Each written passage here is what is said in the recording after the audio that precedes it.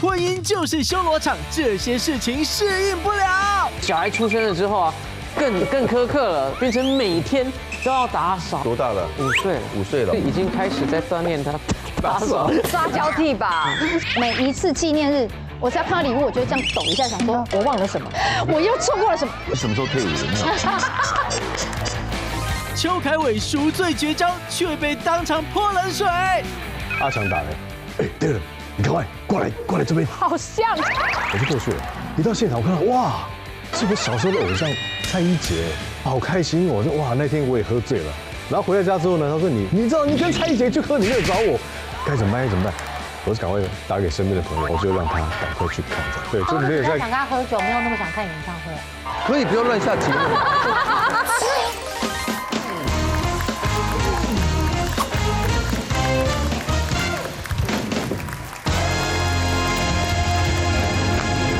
欢迎收看《女王大人》。晚安，你们好。今天邀请到的4位来宾，他们的婚姻生活当中，又面临到什么样的水土不服？欢迎他们出场。来，介绍第一位，邱凯伟 Darren， 欢迎。欢迎 Darren 哥。Hello， 大家好。欢迎拉友。欢迎黄金伦。还有衬衫好看哦。欢迎大牙周一佩。姐妹装。欢迎4位。这真的是一组的。他说叫我们要一起洗车啊。对，这样才这样车才洗得干净。要这样。对，你在左边，我在右边啊。你就洗这里，然后我们要这样。这是洗车的概念要加水蜡吧？车顶怎么办？有默契。好了，今天呢，我们要跟大家来分享一下呢，今天跟婚姻2、3事。跟婚姻的水土不服有关系。对，我们也看了一下大家结婚的婚龄哦。爱雅2年，基本上不到3年还算是新婚了，还算蜜月期啊，婚姻蜜月期。微蜜月啊，微蜜月期。恋爱感还很重。然后周大牙跟黄靖伦5年，5年刚好是非常清楚婚姻的状态的哦，已经很熟悉了，大概差不多都晓得了哦，就是2个人生活相处上的细节。对，是因为养不用到7年嘛，现在大家都知道，5年后就养了。现在3年就也快啊，5年是门槛啊。现在大家的意识主观意识很强烈的，所以更快，那个养更快来。不是养更快来。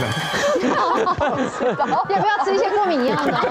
还有吃这个也养，出这个也养。但是这像结婚10年的邱凯伟，这生活已经稳定到一个状态，已经确定很好走了。但是要不要继续走？他没有来这什么意思啊？他是没得选择，刚才就叹气嘛，刚才我说还在蜜月期，还要这个求生欲很强，都不到10年，大家就可以聊聊。你分享，我12年，刚满12年，哇，这么久了，对。好，我们就来聊聊这个环节。婚姻生活大不易，婚后这件事让我很难适应哎。婚后2年、5年、10年不等，有什么事情很难适应的？2年呢，我觉得是这个哎。听老公的话不适应。容我娓娓道来一下，就是呢，因为我们是第2次在一起结婚的嘛，可是那时候我们刚在一起的时候，其实他就一直很希望我创业。然后我其实是一个比较保守跟比较胆小的人，所以老公在跟我聊说创业的时候，我说 no， 马上就先拒绝。我说不可能，因为我想要把一辈子只做好一件事就圆满了。国修老师的名言这句话执行彻底。可是当时我老公听到的时候，他只会稍微小以大义，就是引导我说，我觉得创业不错，因为毕竟演艺工作可能到了一个阶段的时候，女生比较辛苦，可能会碰到一些瓶颈。那他又会在动之以情的跟我说，因为像如果有一天他怎么了，我如果演艺工作又不顺遂，他很希望留给我一个可以维生的事业。哇，真的想很远，想也有道理。然后你打算好了，可是当时我就会跟他说，老公啊，不是说男朋友，我就说，亲爱的，不可能。你呢是行义囝，你们家就是本来就做生意起家的，而我不是，所以你不要想把我变成跟你一样的人 ，sorry， 我只要做好一件事就好了，就不是做生意就对。对，然后那时候因为刚好我们在一起的时候，我在拍8点档，所以每天我就是拍戏，我觉得超级有那个前景，然后拍完这一档还会有下一档这样。他拍着拍着，哎，快要拍完了，好像还没有下一档来找，危机感来了。对，危机感来，然后老公也一直在引导，可是我都还是拒绝他哦。可是呢，我们其实在准备登记的时候就已经开始研发，他只是告诉我说，你有没有想留下妈妈的味道嘛？就是我就想，那他就陪着我一起做，那我就觉得哦，这个初衷我觉得可以接受，因为是跟妈妈的连结，是想把妈妈的味道留下来，就是记忆，我可以传承，可以留给我下一代。maybe 未来可以开个店，我只想到这样的。那跟我求婚的那一刻，就是我们创业的开始。他跟我求婚之后，他就说：“我跟你讲，我公司已经开好了哦。”我说：“哈，公司开好？”他说：“对啊，那个其中一家负责人是你哦。”我说：“哈。”他说：“所以开2家啊？”对，我们就同时有2个在进行这样子，然后就做不同的事情。他就说：“你的就要负责什么什么什么什么，都帮我规划好了。”我就他会不会想因为结婚的关系用你的名义去贷款啊，然后干嘛，然后超贷啊？ maybe 我现在欠一屁股债，我不知道啊。对啊。上了之后，就这整个过程，我开始没得含扣哎。所以你们的婚姻关系里面，大部分都是你听他的话吗？有任何时候是他听你话的时候吗？叹什么气？好可怜的感觉。婚后之后，我发现生活琐事也要被控制哎。比如说，真的是小事哦，我开水龙头，然后我要关上的时候，因为那个都会锁得比较紧，刚做好的嘛，比较紧。我要把它压下去，就会有一种啪的声音。我老公就会从远处这样冲出来，这样你关太大力了。除了这个之外，因为我本身是一个很有洁癖的人，我回家一定要是洗过手才可以碰我们家所有的开关。他就常念我，你是一个这么有洁癖的人，你为什么对吃完全没有洁癖？因为我很爱吃隔夜菜。哦，不行啊。他就会跟我说，你难道不知道这个东西已经在就是产生细菌吗？我说我知道啊，可是加热它就会消毒啦。他说反正就是你不能够让自己处于任何风险，而且你是做食品的，就要以身作则。好可怕，好严格的教官。所以我现在点在 Uber E 的时候啊，我就会很谨慎，就点2道，你1道，我1道，吃完就好，这样。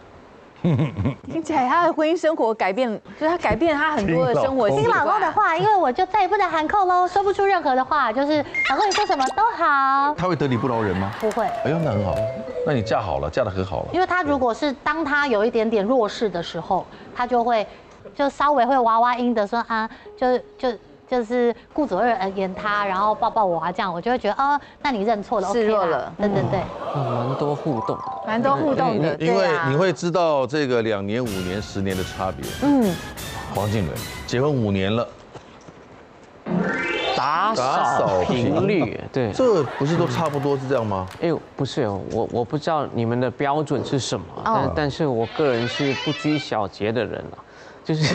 他的不拘小节蛮可怕的，对，你都见过吗？因为我们一起在嘉义拍过戏，然后那时候住在嘉义，然后有一次去他房间，门一打开，哇哦，是男子宿舍的味道哦，没那么糟糕啦，对。男子宿什么意思？乱吗？还是？就蛮乱的啊。1个礼拜打扫1次，1个月换1次床单，然后厕所几乎都不会洗啦，真的不洗啊，对啊，因为在这家里我也没，可能家里都妈妈在弄，可是我跟我老婆在一起的时候，她也没有那么要求。结完婚越来越久，她妹嘎嘎越来越多，就觉得很奇妙。有时候风扇不是很容易累积灰尘吗？要洗啊。对，你们多久会洗1次？有灰尘就要洗啊。很奇怪，对，脏了就要洗。吸尘器先稍微洗，对也可以啊。多久洗1次？因为我们家都不太会，我就想说这个很快就，我想说等它累积多一点，我再把它给。拿去洗一次清洗，但他很快他就看不下去，就叫我去弄，然后我就猜，然后连那种见不得一点灰尘。对，以前我都没做过的事情，突然间叫我做，我很适应不了。跟他说，你让我慢慢来，我慢慢消化，可不可以？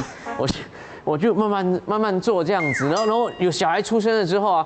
更苛刻了，变成每天都要打扫，然后还有那个洗的奶瓶还要先消毒，什么杀菌什么一大堆。好，没关系，你有小孩，然后你最大，我都照做，但是这样对我造成很大的那个影响。因为你们有听过路怒症，对不对？路怒症。对，我是打扫怒症。哦，我就只要打扫过了一个时间，我发现我还在打扫，我会很那到底是过了多久？我就我在折衣服的时候，我突然想把衣服撕掉。你有算过那个时间大概要多久？不能超过20分钟。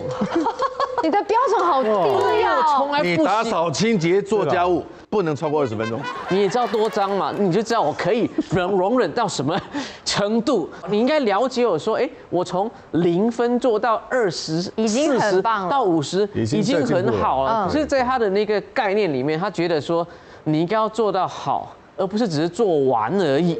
他为你定了一个高标，对，他的标越来越高，100变200。对，他有时候回去，我觉得他已经在吹毛求疵，在挑毛病。譬如说我在打扫的时候，有些人的床下面是空的嘛，他就有一次看到说那个抽屉没在动，他就说我没有吸床下。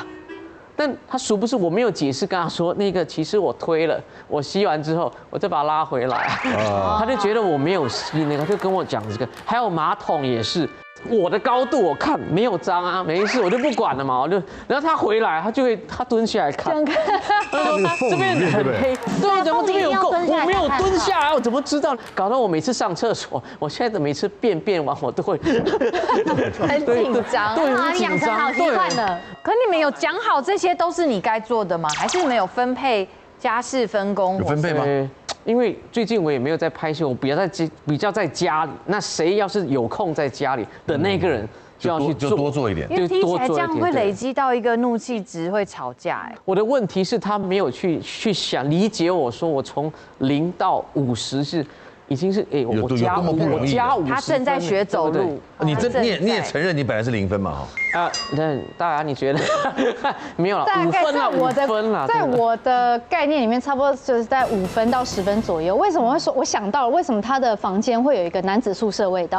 因为我们那时候住嘉义的那个房间，他其实之前就有其他剧组去，那之前的人住了谁你也不知道，所以大家一去第一件事用夏天拍，所以你一定会吹冷气。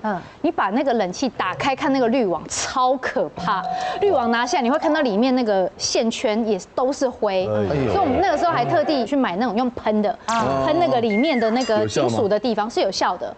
他的房间就是没有去清那个东西，所以会有那个霉或什么，对，会有那个味道。他在家里都要清了，你还逼他去那里还要清？没有，就是他没有这个概念。因为这打扫应该估计未来3、5年还是一样的状态。对，他还是这样要求。你孩子是1个2个？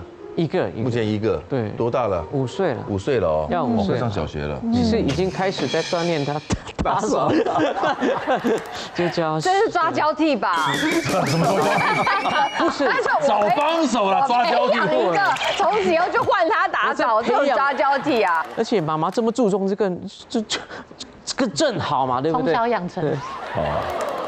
我的不适应。结婚5年了还难适应。你在放闪吗？晒恩爱。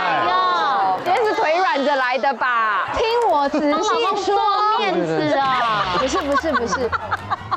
来，周大牙。我老公精力旺盛的部分是，就我们其实从交往开始，他就不停的在吸收我身边的朋友。吸收？用吸收2个字。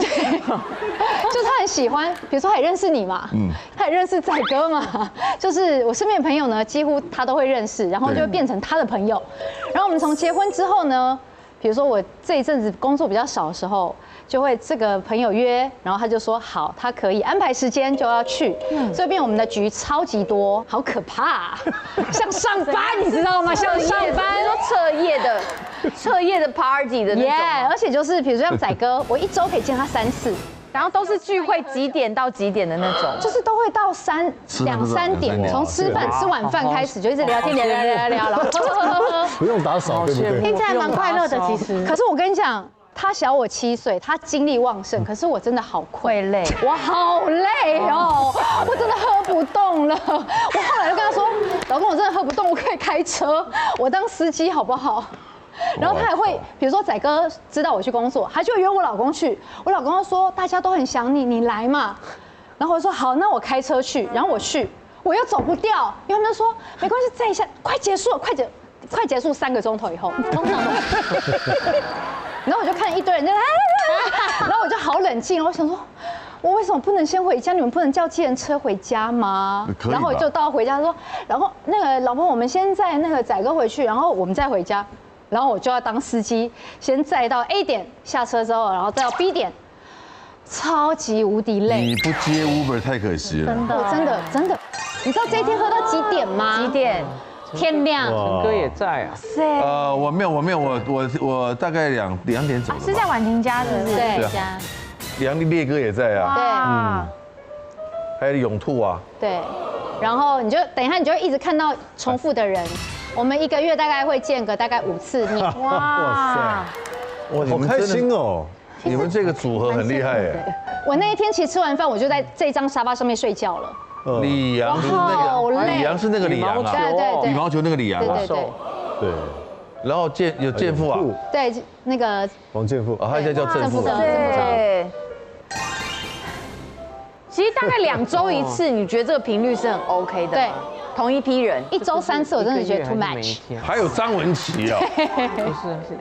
哇，你们也是什么人都有哎。大家都这么喜欢聚会的人吗？因为有时候，比如说仔哥刚好要请，比如说仔哥要请陈哥吃饭，他就会想说，那也约一些陈哥认识的朋友，共同朋友，对，这就去了。可每次都要从吃饭，然后一直到2、3点这种，对，我觉得有点太是不是累？是不是累？7、8点到2、3点，光想都很累。哇塞！我现在已经是基本上我大概1点，我就会说，我先去睡。我就会找到一个地方，我就说你们聊，我先睡，然后我就自己拿外套，然后我就在沙发上睡觉。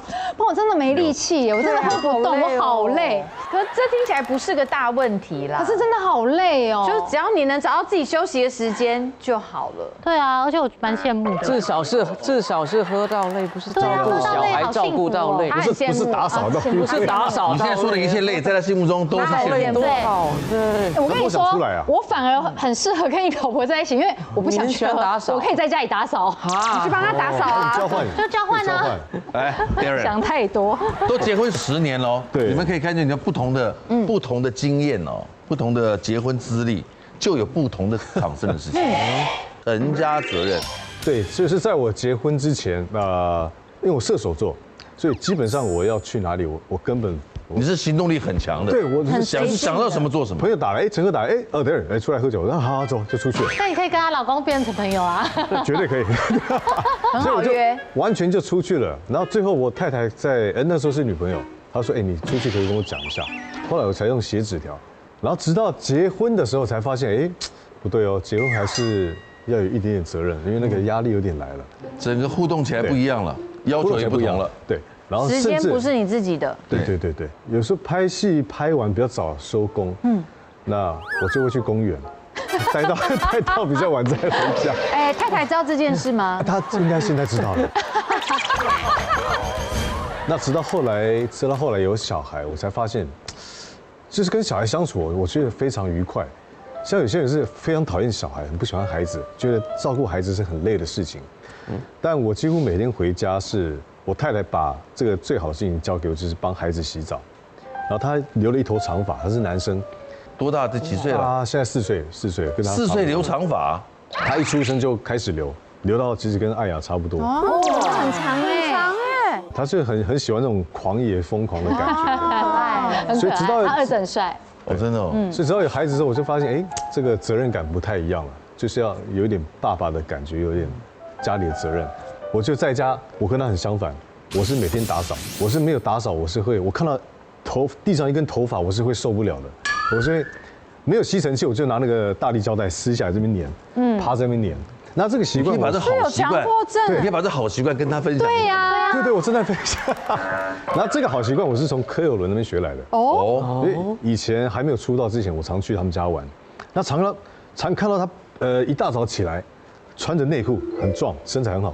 趴在地上那边吸头发，哇塞！对，这边吸毛，因为他怕拿那个吸尘器会吵到我睡觉，所以安静那边吸。这种让我们好羡慕。所以他卫生习惯非常好，对，感觉得出来，他这个结婚10年的责任感是越来越重。对。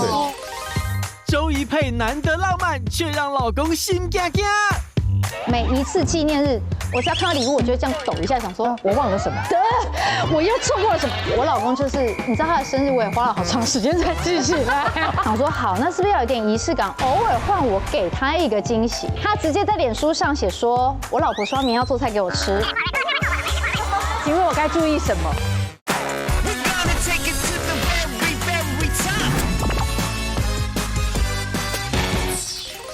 感觉得出来，他这个结婚10年的责任感是越来越重。对，但是真的如果你看一下我喝醉的照片，你喝醉就知道我孩子对我责任感有多重了。你你儿子头发，你儿子头发缠成这样子啊？对，那是儿子啊。儿子。好可爱。我直接门一开，你是趴在地上啊？我直接倒了，直接睡倒了。然后他还帮我脱鞋子，他说：“爸爸，这个靴子很难脱。”对啊。你在哪里啊？我在后面树丛后面，我躺在地上。发量好多哦。你会不会生出一个台湾的木村拓哉啊？好可爱。什么意思？什么叫啦啦？吉他吗？还是？没有，那是。他在弄捏捏啊，对。这时候你都在喝醉，这时候你都喝醉了，这当然是谁的舞蹈会这样跳的？应该是我教他的。好可爱哦，好活泼对，所以的孩子也是为了他，哦。我觉得责任感要再加强了。对，就是不可以这么容易每次。你那样喝醉的时候，老婆会生气吗？他很好，他常跟我讲，你喝醉就不要回家了，因为你回家你会有找麻烦，我可能要照顾你，对不对？你酒品好吗？我非常好，我喝醉就睡觉，睡着，我不会吵。那还是可以回家啊。对，但他说不要回家，其实还蛮好的，对吧？我其实也是这样跟我老公讲，哎，不，因为他回来会吵到我，然后他又想洗澡，但你喝醉了嘛，你就会。蹦大小声，然后你又很怕说他会喝醉了，然后等一下办一个在厕所摔到，他在外面有可能办一个摔倒，他可能路倒哎。你是一个成年人了，眼不见为净，你做的选择你要自己承担。真的。换你，到现在不能适应什么？我不能适应的就是因为我们有共同行事历，在安排这些工作行程的时候，我老公他有时候在安排的时候，他会先把他的时间都排好，他没有看我的时间。比如说，好，可能我共同形式应该都打在一起，都知道的。对，可是好，所以如果我的工作先排了，然后你后面排了一个东西，会影响到我们要顾小孩的话，那你是不是有我的默契就会想说会有责任？如果你是后来进来的工作，那你是不是要考虑到我们要找保姆或是什么？那因为我先排了嘛，我在排的时候，我有先想到这个时候你们又要工作。我就会认为后面来的工作，所以有种先抢先赢的感觉。对，先来后到嘛。那如果我看到他有先排工作，我在排工作的时候，我就会赶快去找保姆啦，或者是我就会跟我们的公司说，这天我不能排工作，因为我找不到保姆。没办法1打2了嘛。对啊，都会考虑这。那老公他好像在这个 sense 方面，他是比较迟钝一点的。所以他有时候他排了后面进来的工作，结果我在前一天的时候发现，明天没有人送小孩上学，或是明天没有人接小孩放学，我会很紧张。这个事儿他没有一起看，他就会忽略。这个你对，那我们有几次有因为这样关系有一点紧张。像这样的都是互动的一个彼此的默契，建立默契也是很重要的事。默契。其实你把第2个环节带出来了，这就是第2个环节就是什么？婚姻中教会我的事。夫妻默契蛮重要的，因为家里不是你一个人，然后也不是你老婆说了算，也不是你说了就怎么样就怎么样，所以2个人默契很重要。我学会的是生活要有仪式感。你不是本来就有吗？本来就有啊。我是一个超级无敌没有仪式感的人，不浪漫，就也不要一直什么过节啊，不要跟我记什么交往日啊什么。我们的结婚纪念，结婚的那比较是男的啦，登记的那一天还是我选的，因为我很怕我会忘记，所以我就你老实讲，你什么时候退伍的？你知道吗？我也是没有仪式感的人，因为我根本不会去看日子啊。比如说像我们工作拍戏一忙起来，你根本不知道今天礼拜几，不要说几月几号。你没有其他生活的节奏就对了，你就是工作是的，然后回到家就是放松发呆，然后打扫，生气就打扫，就是发泄情绪，然后遛狗。打扫效果很好，很好。黄金龙好羡慕，他好希望你去他家走走，又不记节日，又会打扫。对，我那时候是跟我老公交往到，我觉得压力很大，因为那时候是几乎每一个那时候交往的日子，他后来还送了我一个手机壳。上面的手机壳就是我跟他还有我跟前一只狗的画像，他请人家画的，然后上面还写了我们的交往纪念日。好用心。Oh my god！ 我怎么会去记这个？我记得我的生日、我爸爸的生日、我妈妈的生日、我自己的电话。我家里的电话没有了，记忆体已满，记忆体已满。我连我妈的手机都是跟我的门号几乎是一样的。然后我老公就是，你知道他的生日，我也花了好长时间才记起来。这个太夸张了吧？我们刚交往的时候，每一次纪念日，我只要看到礼物，我就会这样抖一下，想说我忘了什么？我忘了什么？对，哦，今天是结婚纪念交往纪念日，然后又看到礼物，想说我又错过了什么？哦，今天是情人节。但是因为那个时候就是送礼物，然后就送到我压力很大，然后后来就跟他讲说，真不在乎，我们不要这样送来送去，因为后来我们就决定要往结婚的方向迈进，然后也买了房子。我希望把钱拿来放在比较重要的部分上，实际很对。然后呢，后来我就发现，你看他很爱聚会，我们的婚姻生活是没有2人世界的，因为我们出去都好多人的世界，然后回到家人好醉了，哪里来2人世界？他很羡慕，他很非常羡慕，很羡慕。你们有好累的2人世界，没有好累就是睡觉了，认真就这种睡觉，醒来就聚会，对，好快乐哦！醒来就是夜夜。后来发现好像不太可以你们这是极乐夫妻啊！对啊，听起来很快乐哎。哦，极乐台湾，极乐日本。退但是休生活后来我们就发现，比如说他有睡前聊天，我们没有睡前聊天，因为你都喝醉了，都喝醉了，或者是因为我就想说，好，那是不是要有点仪式感？偶尔换我给他一个惊喜，他可能会很开心。所以因为他前阵因为很想买电动，那 PS5之前就出了那个30周年的限定色，我就买了那台限定色送给他，当做是他的生日礼物。他收到的时候他就很开心这样。然后后来我就想说，他这么开心，那我是不是应该再来给他一个新的惊喜？然后是永兔跟我在家里，我就自己在家里小酌，然后他就会跟我打电话，他在电话那头小酌，我在家里小酌，然后他就说我觉得哈，你偶尔还是要给你老公一点惊喜，不然完全没有仪式感，不然你们的生活很无聊，就是没有什么你们之间的回忆，都是你跟大家的回忆。对，他说的没错。对，我也觉得说很有道理。那不然我明天来做菜给他吃好了，然后我就传讯息给他，我说老公你就尽量喝。你回到家就直接在沙发上睡，明天我煮饭给你吃。哇，你已经先讲了。对，我就先跟他讲，可是我看完以后，你是不是做错了什么？他后来他直接在脸书上写说，我老婆说明天要做菜给我吃，我瞬间酒都醒了。请问大家我现在该怎么办？请问我该注意什么？对，他请问我现在该注意什么？惩罚吗？黄靖伦当好好先生，别人老公却惨啦。他说我是女生，你就是要让我，而且他常常每次我要生气他的时候，他说，我那个来，那个来好像很大姨啊，好像拿大姨妈来压你。对啊，我密他跟他说，你多无理取闹，我一贯不理，不管不听，没关系。我等下回去好好跟老公聊一聊，我觉得他做的不够多。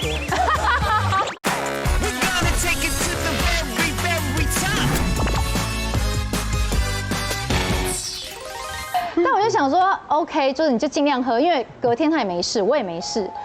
然后后来我就隔天一大早的呢，我就去买菜。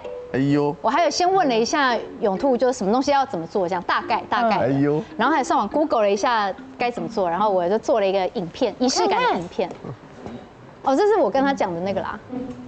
字可以大一点吗？哦，这是我跟他讲说那个我要做菜给他吃，这样。他就真的在那边睡觉，真的还在宿醉。对。哇，好用心，还做影片呢。玉米笋，因为5年一次嘛，一定要拍下绞肉记录一下，很值得纪念。很值得啊。他应该是想煮火锅吧？太蛋，多料了吧？康宝浓汤，煮个玉米汤。哦，玉米汤。你有开菜单吗？意大利料理面的洋葱。哦，哎呦，哎呀，番茄肉酱意大利面配玉米汤，玉米蛋花汤，这个好。节瓜、玉米还有笋、煎牛牛排吗？煎牛排。可以啦。老公怎么样？喜欢吧？他说结婚5年第一次下厨，应该没意外也是最后一次。卖相是好，快累死了耶！卖相是好看的，好累哦。可以啊，做起来。对啊，看我在起来是好厨房累了一整个下午哎。以周一佩来说，真的是一个很大的突破，很大突破。那天碗是他洗的。锅子也是他洗，累坏了吧？我累坏了。合理吧？要备料，要但什么的。是这一份心愿意跟仪式感接近靠拢，对不对？去做一个为你爱的另外一个人，这样很值得鼓励啊，很值得鼓励啊。对，我觉得就是很棒啊，要一起创造共同回忆，而且后来就是这一阵子不是大家身边的朋友都没有告知的，也没有先告别的就离开了嘛。然后我才刚结婚没多久的时候，我们一个很好的朋友就这样离开了，就走了。我就跟他讲说，我们平常不太会互相讲甜言蜜语的人，但是我规定你每天出门以前都要先亲我，因为我们都不知道明天跟意外什么时候会来，也许这是你最后一次亲吻我，你不要到时候后悔。我希望我们彼此都不要留下遗憾。所以我们现在每天他要出门之前，不管是要出去喝酒还是要出去工作，或是我要出去工作的时候，我都会亲他一下。很棒，对，很棒，这样就很浪漫了。对，我觉得这个就是仪式感啊。对，就是这种小小的，然后制造我们之间的共同的回忆，这件事情是我在婚姻里面学习到的。应该哦，仪式感要有的。好，来，你教会了什么事情？做的妞妞，不是，凡事都要这是你在婚姻里面学到的。对啊，你以前不道歉的？不是，有些时候啊，道歉不是因为可能那件事我没错，但还是先道歉，并不是因为你错，不是因为有些时候女生，像我老婆，我们男生是很理性，我是一个很理性的，他是一个很感性的，所以他是情绪上啊什么都听不进去，即便他是错的，他也会他说我是女生，你就是要让我，而且他常常每次我要生气他的时候，他说我那个来。那个来好像很大一样，好像拿大姨妈来压你。对，好像观音菩萨来，你不能动我，不死之身。常常这样子，我跟你讲，有时候我让他，我不知道我的纵容他会让他越来越气焰越来越大。对啊，譬如说我在帮儿子就是洗奶瓶，洗到一半，我蒸锅要打开要放进去的时候。对，要消毒锅要放进去的时候，那个儿子在便便，他说：“爸爸，我便好了。”那我就要过去帮他洗屁股、擦屁股嘛。那时候我老婆是那种，她一叫我1秒没过去，她就会很生气。那她在干嘛呢？她在床上暖，要工作累嘛，好体恤你没关系。我就帮她弄完了之后，就顺便嘛，我看到什么我就做什么，就你便完直接去洗澡好了，我就帮她洗完就帮她吹头发，吹完头发就擦乳液啦，然后就是穿衣服换好之后，好贤惠哦。她就出来，然后看到说，说你奶瓶这边。我放在这边，你在做什么？因为我刚好把盖子盖在那个热水壶上面，我就因为我觉得我很快就会，他觉得很危险。为什么我想说，因为他他叫我不能过去吗？他说你应该先把这弄好再过去啊。但如果我先把它弄好，我再过去，他就会生气我。为什么他叫你2秒3秒你都不过去，他会喊破嗓子。所以我里外都怎么做都不太对，这样。这组是不是很危险？很危险。对啊。对。觉得很危险的请举手。而且太最好不要看。这只是冰山一角。很可怕。还有太危险了。还有一个火山会爆发。我也好生气哦，就是我带小孩，我都是我接小孩嘛，接小孩，然后刚好他跟同学同样时间一起放学，同学就说，一起去吃饭啊，爸爸，我可以跟他一起吃饭吗？连他妈妈都说，好啦，跟他们一起去吃饭就好吧，我就去跟同学的家长跟同学一起去吃个饭。那时候走到一半的时候，就有老婆密我说，那个儿子有草莓牛奶，他买了一杯草莓牛奶给他。然后我就不知道，我就去吃完，已经8点多，回到家我已经有点忘记这件事情，而且回到家我也没有看到草莓牛奶在哪里，我一心只想要说，他又昏倒在床上，关门，然后赶快给他休息，他刚好生理期也来了，讲说我赶快把儿子弄好，弄完了之后才把他送进房间，很开心说我全部做完了，你只要是起来刷个牙，他第一件事起来竟然是说草莓牛奶。他喝了没有？我就完蛋！我还没讲说，我忘了给他喝，他就弹跳起来。他说为什么没有给他喝草莓牛奶？我买的明天不能喝了。对，他只在意那草莓牛奶，我赶快就是拿草莓牛奶，然后我讲说，因为他刚喝完奶，怕他会吐，就给他喝个2口，剩下不要浪费哦。然后我就喝，因为如果浪费，他会更不开心。人夫生病这样做，老婆们通通都感动。发现生病真的让我意会到。夫妻跟男女朋友之间的差异其实真的很大。他确诊的时候，他就是很难受的第一时间是，好感人哦。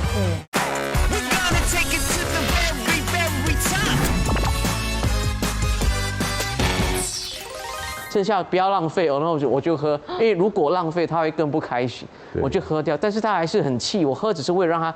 不要那么生气，我觉得我那时候超想要就是没有，我不是打他，我说捶那个橱柜啊，我说后来想说我答应他，因为礼拜天他生理期来，我就想说我密他跟他说，从现在开始的到1、2、3天，你多无理取闹，我一贯不理，不管不听，没关系。然后他就说好7天，要7天。我想说好，那就7天。然后那件事情发生在那7天里面，所以我不能，我突然间那就哇塞，就直接就吸回去。你在这段婚姻吞忍了很多情绪哎。好，我想说一杯草莓奶最多给你90块吧，搞10块，搞15块，最多100块而已。你不要浪费，我就喝掉就好了。我们在这边让你讲，对，你有没有佩服他？哦，非常佩服，佩服吧？我觉得很辛苦。我觉得你们现在这边好像晚上这个酒局，王俊然不是来录影上班的，他是出来发泄的。对，走，是疗愈团队。要去喝酒了哈。你们听了以后就想想别人的老公，你就知道其实你对没有太要求自己的老公。但他做的成这样子，是一个非常。我等下回去好好跟老公聊一聊，我觉得他做的不够。对，你先聊一聊。我觉得他的量蛮大的，他也很尽力在做。其实做的蛮好，我觉得你已经很有危机，我都是做完。你没有美化你的这个人的做的内容吧？没有美化吧？美化？怎么可？你听起来有美化吗？没有，没有做形象。我说你太没有，我是真的每天都在做这件事，我就想说已经变成很理所当然得做件，但是他有一天你受不了怎么办？对，会突然间理智线断掉。对，理智线断掉。当然有断掉过，但不要赶快恢复啊，赶快回来啊！我很高兴你的老婆有一个这么体谅她的老公。对，希望她可以珍惜你做的事情。对，就不要太苛刻，有做完就好了，对。好了。听到别人的，想想自己的人，好幸福哦。没什么好抱怨的，老公。对呀，我没有东西要讲啊。婚姻中教会你的哪一件事？我听完新闻都有什么好讲的？真的，他吞忍了很多哎。好啦，我婚姻当中教我的是不离不弃，互相照顾。这是很像2年会讲的。你有做到他的境界吗？我觉得我老公差不多有，其实。哎呦。因为我觉得婚姻就像我们才刚办完婚礼嘛，誓词讲的就是真的是你要懂得他的苦，他就是要感同身受。那因为我们最近大概这2个月，我刚领养了一只狗，然后8个月，我本来有一只16岁的老狗，所以其实刚领养狗回来的时候要2只同时照顾，我是蛮心力交瘁的，因为老狗不喜欢小的，然后小的又精力旺盛，所以我同时常常要左边夹一只，右边夹一只，轮流上厕所，轮流吃饭，然后要把它们避开，我就等于随时随地都要很盯紧。看来领养的时机不太对。对，就是很辛苦，可是没办法，它就出现了，我就是只能带它回家这样。然后那我们家小的那一只呢，早上大概5点就会起床了，哇，真的精力旺盛 ，Oh my god， 非常旺盛。所以我们2个其实都体力有点到临界点，因为早上我老公可能7点就要去工厂。然后我有时候可能9点要进公司，就是我们2个的时间就是被压缩的，就是像新生儿一样。然后呢，这时候因为我老公可能真的太累，好巧不巧，我老公就得了那个细菌型肠胃炎。然后你有说超级严重，就是那天我们前一天晚上也是朋友聚会，然后朋友聚会完呢，就是喝得很开心这样。隔天晚上我还有一个聚会，然后喝完之后，隔天我中午就还在宿醉，我们就叫了一个外送。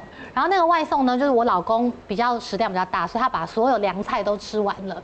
就吃完之后，他出门的过程就跟我说他在发热，我还一直说你宿醉啦。哎呀，不会啦，那怎么会不舒服呢？你像壮得跟牛一样 ，OK 的啦。然后他回到家的时候，我们准备要出门吃饭，他说：“你摸我真的好烫哦。”我还开玩笑说：“你是不是欲火焚身啊？”就是真的完全无感这样子。然后结果他就躺在沙发上，我一拿温度计一量，他是39.8哎，哇，那很高哎，很高哎，那他就这样盯了一天，盯了一整天。那我想不行，一定要赶快带他去医院。我就打电话问，因为本来想去急诊，可是又觉得现在急诊人满为患，我不想要更怕交叉感染，所以我就打电话，我发现我们家附近有一个可以抽血的诊所。为什么去公庙？有一个诊所，因为我们那时候担心不是细菌型，就我还没有想到是细菌肠胃，以为是 A 流、B 流或诺罗，就很担心这样。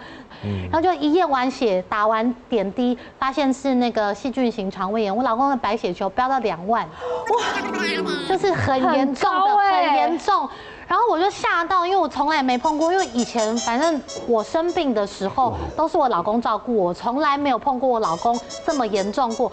可是又刚好在我家狗2只同时就是出现，那我老狗又有心脏病，又要喂药，我就这样子左边夹一只狗，右边夹一只狗，然后呢嘴巴含着温度计说：“老公，你这样还可以吗？”然后我说：“那我把这只先放到厕所。”然后就这样子来来回回煮粥的同时，我真的饿到受不了，我就泡了一包泡面吃。我那时候站在厨房的时候，我好想哭哦。就是原来1打2有小孩的妈妈碰到如果丈夫生病的时候，那个痛不只是累。因为很想哭，因为知道他也很难受，可是你又不能倒下，我又帮不上忙，我也不能倒下。所以我觉得婚姻带给我很重要一点是，这个时候我在照顾他，我发现以前当女朋友的时候，其实有的时候没那么严重的话，我可以交给他的家人，或是当然你没有那么痛，就你看他在发烧的时候，你会觉得那或许是我会比较好，不要是你，因为你是家里的支柱，我觉得我来好了。哇，真是一体的。因为我们像我之前新冠确诊的时候啊，我老公比我晚确诊，然后都他照顾我嘛，然后他照顾我说真的是无微不至，我就是躺在床上5天，然后他就帮我煮好粥，煮好就是一切安顿，然后后来隔了5天换他确诊，他确诊的时候他就是很难受的第一时间是把他所有银行卡的密码留下，好感人哦。所以我发现生病真的。让我意会到，夫妻跟男女朋友之间的差异其实真的很大。我们是一体的，然后你痛我也痛，我们就是要一起手牵手走过一辈子。所以我就希望我老公身体健康，这样。很实际的体悟哎。王静伦，我蛮健康。这个比较没有危险。邱凯伟赎罪绝招，却被当场泼冷水。阿强打来，哎，那个人，你赶快过来这边。好像。我就过去了，一到现场我看到，哇，是我小时候的偶像蔡依杰，好开心哦！我说哇，那天我也喝醉了。然后回到家之后呢，他说你知道你跟蔡依杰去喝，你没有找我，该怎么办？我就赶快打给身边的朋友，我就让他赶快去看。对，就没有在想跟他喝酒，没有那么想看演唱会啊。可以不要乱下结论。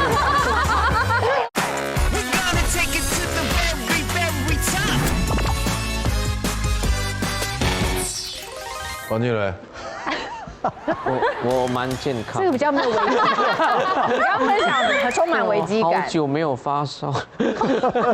每个人在这个第2个环节说学到了，婚姻中教会我这个事情很厉害。哎，用心去感受一个人跟你生命的关系。在没有结婚这件事情发生以前，管你关我什么事啊？你的人生关我什么事？我关你什么？我管你什么事？但是这一下子，你就才发现。就刚回到他那个责任，对不对？我觉得那就是一种责任。10年了，10年。来 ，Derek。OK， 我的是察言观色，换位思考。听起来也是求生欲啊。是，还要，我觉得这个还是，我觉得还是要，因为Happy wife, happy life， 对不对？大家都在讲了，所以我基本上在家里你也认同这句话哦？对。天杀的，当初到底谁发明这句话？就是在交往的时候完全没有去体验到、体会到，真正在一起、结婚、有了小孩，才想到，哎，真的是 happy wife， 你才会有那个快乐的人生。那我希望我在家的时候可以尽量做多一点，因为他有时候想想他，你知道怀胎10个月，你带的一个这么大的东西在肚子里，而且他还带着孩子去看我。那时候我那时候做隔离。他就从家里在家里附近了，但是要走路可能要半个小时。他就走，就走到我们那个隔离的楼下，我窗户打开可以看到他这样。哎呦，对，然后送东西来给我吃这样，所以我觉得蛮辛苦，很感人。那因为这样我觉得我可以做多一点，我就尽量做多一点。因为理解他的辛苦，理解对不对？分担他的分担。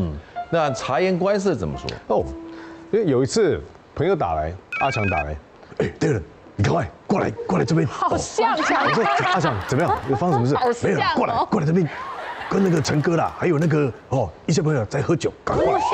好像那我就好，现在已经11点多了，我就跟我老婆讲，哎，那个阿强他要很临时找我过去，我去看一下，看怎么回事这样。他说阿强说，哎，快，哎，你哥也在。我说好，我就过去了。一到现场，我看到哇，是我小时候的偶像蔡依杰，就那天晚上他们演唱会之后，哎，是演唱会第一场演唱会之后，对，我说哇好开心哦，我说哇那天我也喝醉了。然后回到家之后呢，他说你昨天跟谁去喝？这个阿强啊，还有陈哥啊，还有虫哥啊，还有我哥啦，还有谁，还有谁？蔡依杰。他说啊，你知道你跟蔡依杰去喝，你没有找我？我说我到了现场才知道的，对。不过他很难过，因为那也是他小时候的偶像，他非常爱。他说没揪啊，我说很难过，说该怎么办？我是赶快打给身边的朋友，还有没有办法买到票？有没有办法？那刚好这些朋友都很帮忙。公司的同事就很帮忙，就帮我买到了，对，那我就让他赶快去看这样，所以他就很开心啦，对，就没有在想跟他喝酒，没有那么想看演唱会啊。可以不要乱下结论，本来气氛还不错的，对不起，就是他因为看完演唱会就忘记我喝酒喝醉这件事情了，至少有弥补啊，我觉得这个蛮好的，换位思考。目前看起来，我们这个在爱的世界里面，我们好像都是彼此的圆梦巨人，我们在帮对方圆梦。可是我听到的一个关键就是，他们今天分享，不管他们的婚龄多长，你为对方做或对方为你做的，关键就是愿意。那个愿意是因为爱，还有决定。这是一个很重要的点，对不对？还有一个点，我刚想到一个点，我觉得也提供各位做参考。原来婚姻就是让2个人学习一起做梦。然后一起计划。对，我觉得一起做梦是我刚听到了一个会起鸡皮疙瘩的事情。对，好棒哦。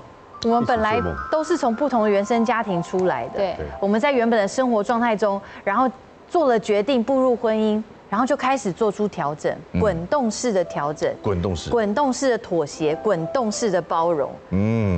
这样的改变，并不代表说我就失去了自我了，而是2个心在磨合中寻找共鸣，一起做梦，变成更成熟的自己。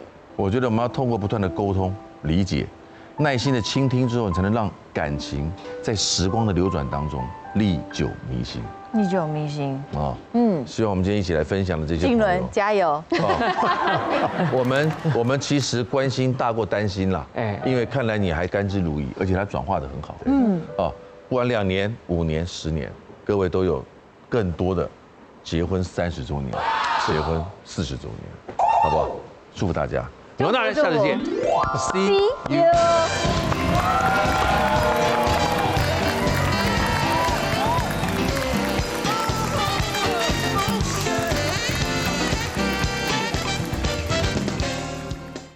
快订阅未来中文台 YouTube 频道，开启小铃铛就可以看到最新的女王大人哦。特别感谢嗨欧尼时尚美妆。